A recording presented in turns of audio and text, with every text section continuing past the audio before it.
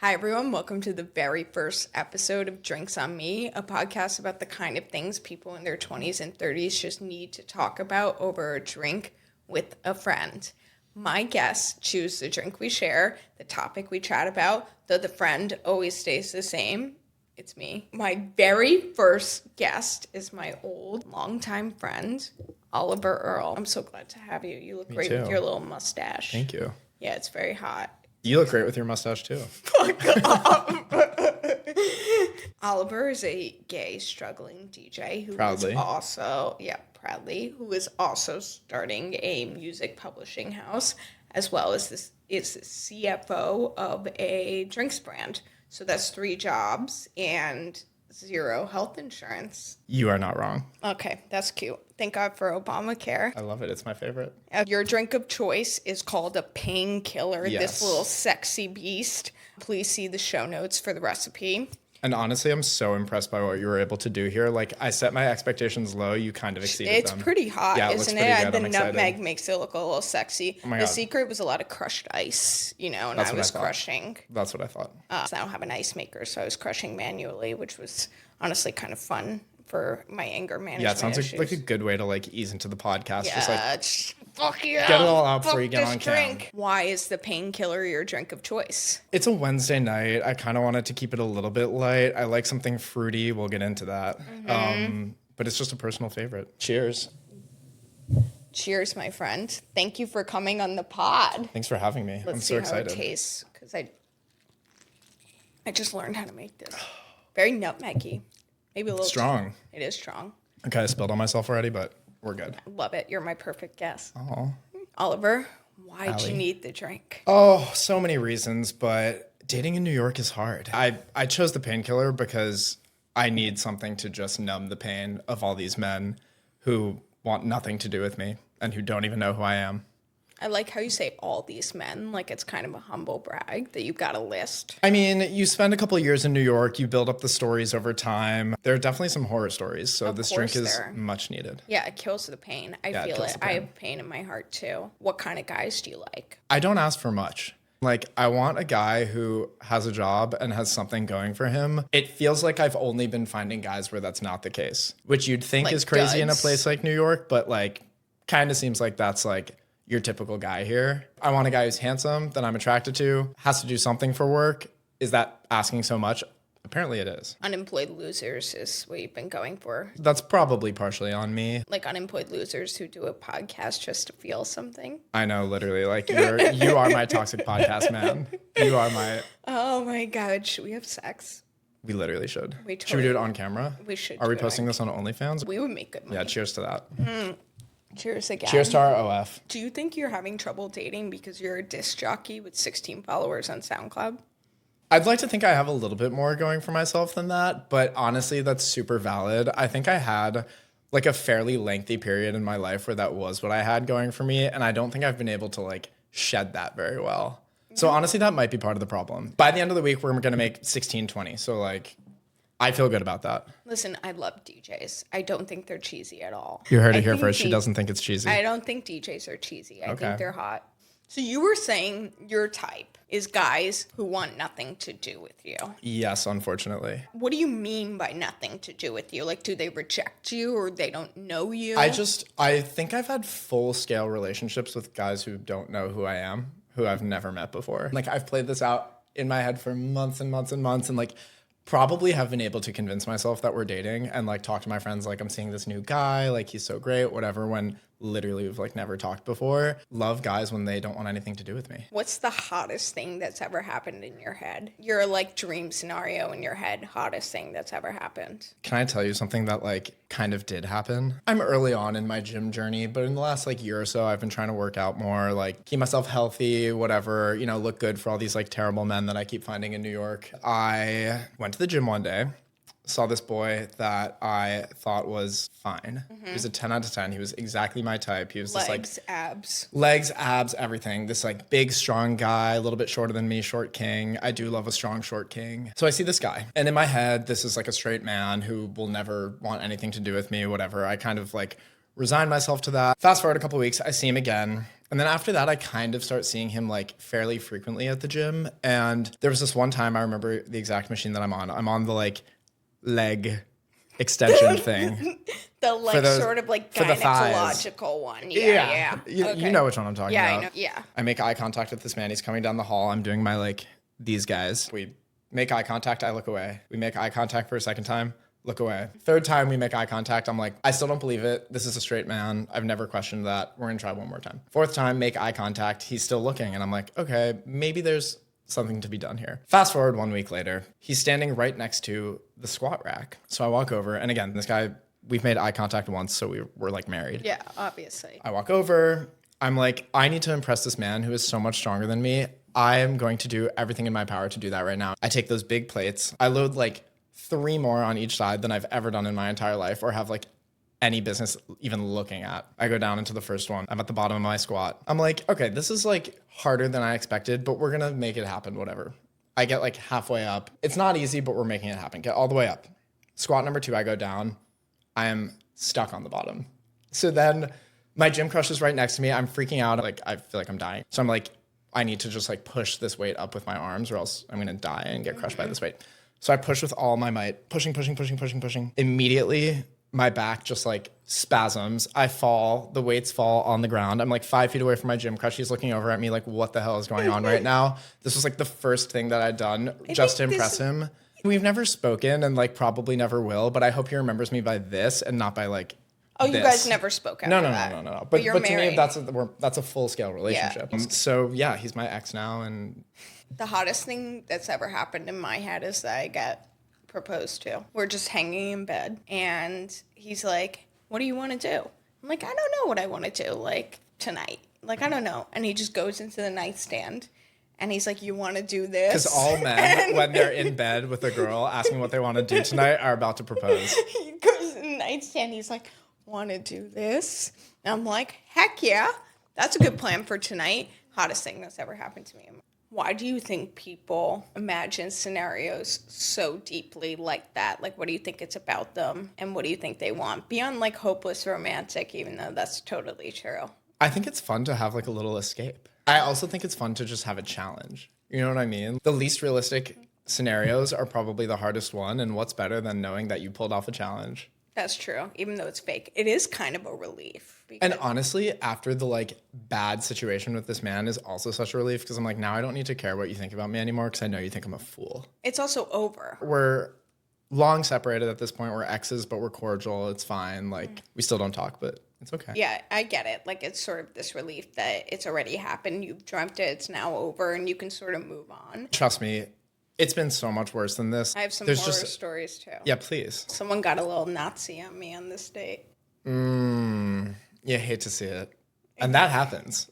We've all been there. You can pass for a non-Jew. But that's when they tell me the stuff, you know what I mean? They see me, they're like, you're one of us. Like, I'm going to lay it on you. I was in Central Park with my old job planting flowers as part of like a community service day. And this guy comes up to us and he's like, you know, this neighborhood used to be like so authentic and like for the people, whatever. And I'm like, okay, like I've been planting like bulbs for the last 2 hours. Like just give me a break. And he's like, and then he looks at me and he goes, where are you from? And I'm like, I'm actually from New York. Like, where are you from? And he's like, no, where are you from? Like, where's your family from? And I was like, Germany. And he was like, you know amazing. You know why this neighborhood is changing? And I was like, again, I'm just planting bulbs, sir. Like, tell me why this neighborhood is changing. And he's like, the Jews. The Jews came in and they bought everything. And I was like, yeah, I'm not from that part of the whole Germany thing. I'm from the persecuted. Part of the Germany that got not the persecuted. Trained out. Yeah. I got deported from Germany in 1941. Yeah, basically. As you know, I'm deaf and have cochlear implants. I met this guy who was also deaf and had cochlear implants, and we became friends and had like a friendly drink. Would you have deaf babies? This is the question of this date. I meet this guy, we have like a friendly drink. Then we have another drink and it starts friendly and then it starts to get to like 2.5 hours and it's clearly transforming into a date. We talk about being deaf as part of it. It's not the entire thing. He went deaf and I was born deaf and mine's genetic. So we're bonding, chatting about all the things. We leave. He kisses me. Beautiful, right? Yeah. One step from a proposal. We're basically a family. We start talking and it's like, do you want to do this again? Like could do this again, whatever. You're just screaming at each other. So you can hear. Do you want to do this again? Do you want to see This me? was lovely. That's anti-deaf. Sorry. Yeah, you're being ableist. Am I part of the problem? You are part of the problem. So it's like, this was nice. Like, do you want to do it again? He's like, I would, but are you looking for something serious? And I was like, I kind of am, but if you're not. But I'm down for a good time. I'm down for a good time. I was like, I am, but I'm thinking about it. But if you're not, that's all good. Okay. And he goes, the thing is if we got serious, we could get married, and I don't want deaf children. I was like, yours is not genetics. You're just running the same risk as all men by having my deaf children. And I was like, I'm not thinking about marriage. And he was like, yeah, but like any person you kiss, you think about marriage. Okay. I think I missed that memo. Damn. So the next day, I texted him. I was like, listen, I don't worry about that. I don't worry about having 4 deaf children Do you every day. text in all caps so he can hear better? No, I did voice to text so he wouldn't understand anything. I was like, yeah, we're not in the same place. I've chosen not to worry about that. If you are worried about that, then that's fine. I don't think I would be going on a second date with this guy post, like, even bringing it up. Well, him rejecting my babies, that was sort of the end Yeah, of that's it. pretty crazy. No, it's like, I like you, but You're that's too your deaf for me. place. And then his response goes, well, you're looking for something serious and I'm not. And I was like, that is not what happened. Usually rejecting your children on a first date is only like a second marriage problem. Like, you're having that already. You're getting way ahead of yourself. I would say the most painful date I've ever been on, hence the painkiller.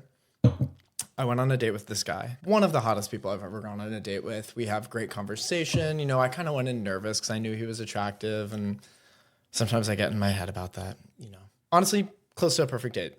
Next day, wake up. What do you do when you wake up after a date? You call your friend. My friend is getting all the dirty details on the date. This is a pretty gay thing, but like his name was kind of the last thing that came up in this story.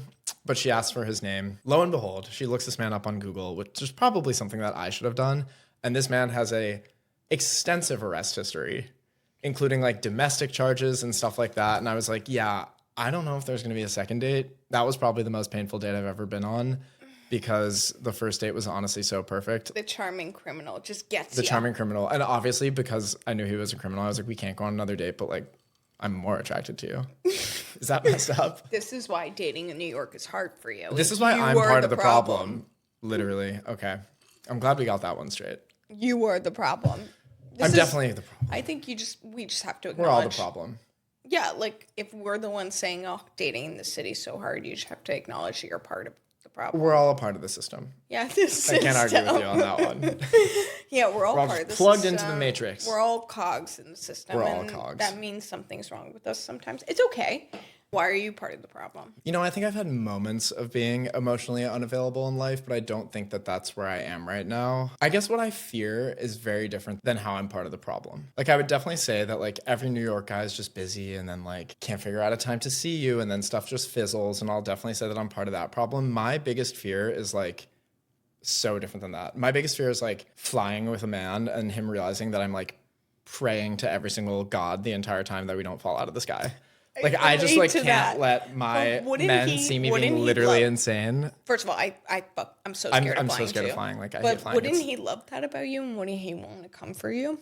Some guys do like that when you're... But then that's another red flag where you're like, wait, you like that I'm scared right now? No, that I, like, no. think we're going to die? He would love you and wouldn't want you to be scared. Not, it's so hot that you're scared. Yeah, but where do you draw the line? How do you know? But if these men are fetishizing my fear... If he's not pitching a tent at your fear of a plane crash, then it's over, obviously. It needs to be somewhere between, like, a safe distance from fetishization and pitching a tent. It's like, let's just meet in the middle. I like your theory, though, because it actually makes it a lot less scary that, like, people are just kind of busy and, like, it takes a minute to attach to someone and it just sort of fizzles that way. I think that makes the whole thing a lot less scary in a certain way. All people are busy, and that just sometimes happens. And it's not like I don't want someone who, like, it's not that I want someone who doesn't have anything going for them. So, like, I like that they're busy, but then the question is just, like, finding that balance, which I don't think anyone in this city is capable of. Who do you have a crush on right now? Well, I still have a crush on Zac Efron. That's kind of been a long-running thing for the last 20 years. And, like, the crazy thing that I have 2 things that I kind of don't tell people because they judge me. One is that I don't like chocolate chip cookies. The other one is that I kind of like pillow face Zac Efron post-surgery and think he's really attractive. You like that big jaw? There's something about it. But I will say I kind of buried the lead on this one, but like I have been seeing someone fairly frequently for the last couple of weeks, which has been good. So like cautious optimism about the vibes. It's not all bad. You can survive New York, trust me. But it took a lot of people to like find a good one. You know what I mean? And like, who knows? A lot of spaghetti at the wall. I'm glad you have a real crush. I haven't been proposed to yet, but like, In your it's head. okay. In your head? In my head, like I've run through every single scenario. Yeah, I've you're been proposed engaged and you have children. In my head, I've been proposed to every night for the last 3 weeks. Yeah. In my head, I'm married. I have children. I'm really rich. In my head, I'm literally like the head of a household and like just sweeping up after the kids. My head's paradise. I have a crush on, you know, those people where you're dating the Hinge people that you always like that Oh never my God. like you back. Yes. They come up. I have a crush on them. And I think I still have a crush on everyone. Do you ever I've have like pen pals on Hinge? Like, you know, when you have a crush on someone and then you're just chit chatting and I'm like, let's make some plans. I always go off that. Like, I'm like, okay, here's yeah. my number. And I'm Take it a or bad, leave it. I always say, I'm a bad Hinge chatter. Oh, Here's my yeah. number. That's almost as believable as like you want something serious and I don't. Also, I think I have a crush on everyone I've ever liked in the past. I still have a crush on. So you like hold that shit in. Yeah, I'm a You softie. keep it deep. Yeah, some things you just never get over. Yeah, and I think I'm like Taylor Swift. I just never get over anything, which I like how she normalized that, just never getting over anything. And if you could hear pitch, you'd probably be a great singer too. The first deaf superstar. In singing, there are many deaf superstars. Who's your deaf hero? Isn't Millie Bobby Brown deaf in one ear? I think she is. That's a good hero. Okay. I want to end on a hot seat situation. Okay. Just rapid fire questions and try to answer as quickly as you can. Great combination of like deep cutting questions and me not being able to think before I speak, being a little drunk. Do you like going to movies? Love it. How is your family? Our family is good. I have a niece. I'm about to have another niece or nephew. I'm very excited. I love being an uncle. I don't know if being a father is like in the cards. Being an uncle is like the best thing in the world. You're dating someone. They're really nice, but you're considering breaking up with them. You go on a camping trip with them and their family. In the next tent over from you and the person you're dating, a bear attacks their mother, eats her. Okay, that's not where I thought we were going, but I'm listening. So a bear kills their mother with you right there. How long do you have to wait before breaking up with them? That's a really good question. And honestly, something similar happened to me. There wasn't a bear involved, but I was kind of seeing this guy and then he wanted to go on this big extravagant trip. And I realized that if we went on that trip, I couldn't break up with him right after. So I kind of like chose to not go on the trip and then break up with him before because I was like, I will not be able to like tolerate him for much longer. If a bear ate his mother. So it's like that, but if a bear ate his mom. But if a bear ate, so it's not like that at all. I'm giving it 6 more months. Is that a hot take? No, I said 6 to 8. Okay. And actually, when you were just chatting it up about this? No, yeah. I asked my dad this question. He said a week. A week? Is your dad a literal sociopath? And then people like 3 weeks, and then people were justifying it like, it shouldn't start with week. Like, I think X amount of weeks is not right. No, it's got to be, it's months. It might even be years. If my mother was eaten by a bear and then someone dumped me, I'd jump off a bridge. Yeah. Where in the world, anywhere in the world, is your favorite place to get a drink? Me and my friends, every summer, we go to a very small, remote island in Greece where one of my friend's family has been going for decades. There's about 2,000 residents. So there's a mountain on this island. It's one big mountain with kind of like towns around the mountain. You can hike up to the top of the mountain. Someone built this little like hut and there's nothing around. And you just like crack open a cold one after a beautiful day. Watch the sunset with your besties. That's the best place to have a drink. It's amazing. Just for our viewers. The island is called Alonissos. You should go, but also don't go because like I don't want it to become a thing. Well, I mean, when this podcast gets really famous, that island is... No one go, please. This is my spot. Do you ever cry in the club? Like, do you ever go, wicka, wicka, weep? Okay, the closest... Wicka, wicka, wicka. That's me DJing. Wicka, That's what wicka, it sounds like. No, I don't know if I cry in the club, but the closest that I get to crying in the club is when you're like vibing and you're dancing with your friends and you like turn to your left and you see someone absolutely tweaking and they're like, and they make eye contact with you and I'm like, now I'm going to cry. If I cry in the club, I'm in the bathroom. Yeah, that's fair. Like, do it out of the public eye. Sometimes know? I think about current events in the club and I'm like, yeah, when I think about current events in the club, it gets really difficult. Thank you for coming on the podcast. Thanks for having me. Thanks for being my very first guest. You got to have me back. I'll be your second guest, your third guest, your fourth guest. We had some technical difficulties, but we figured it out. So you might have to be my second guest and my third guest. We might have to keep going with this, Okay, baby. great. I'm here for it. Thank you.